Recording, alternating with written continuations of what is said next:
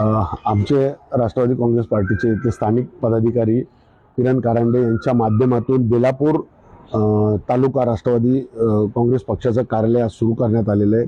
मी या माध्यमातून नवी मुंबईमध्ये आदरणीय दादांना मानणारा प्रचंड मोठा जनसमुदाय आहे।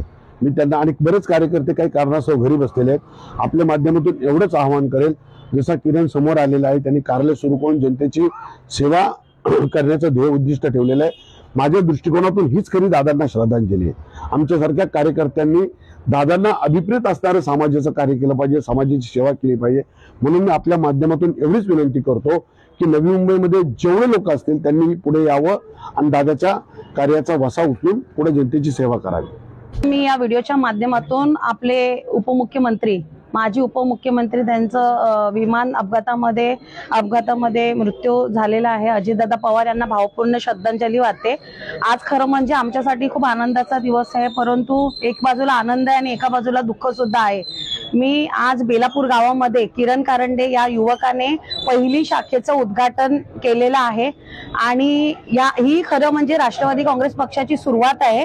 याच्या पुढे अशाच प्रकारच्या संपूर्ण नवी मुंबई जिल्ह्यामध्ये राष्ट्रवादी काँग्रेस पक्षाच्या शाखेचं कार्यालयाचं उद्घाटन होऊन आम्ही लोकांसाठी 24 तास कामासाठी तत्परतेने काम सुरू करणार आहोत आणि मी या माध्यमातून कारंडे यांना शुभेच्छा देते। आज आमचे किरण कारंडेजी यांनी बेलापूर मध्ये जनसंपर्क कार्यालय आज राष्ट्रवादी काँग्रेस पक्षाचं उघडलेलं आहे आणि निश्चित मला विश्वास आहे की त्यांच्या माध्यमातून पक्षाच्या माध्यमातून आज सर्वसामान्यांच्या ज्या काही अडीअडचणी आहेत त्या सोडवल्या जातील आणि प्रत्येक घटकाला न्याय देण्याचं काम या ऑफिसमधून होईल एवढा विश्वास मी व्यक्त करतो आणि किरणजींना मी शुभेच्छा देतो। कार्यालय उघडून आम्ही नुकतीच सुरुवात केली आहे।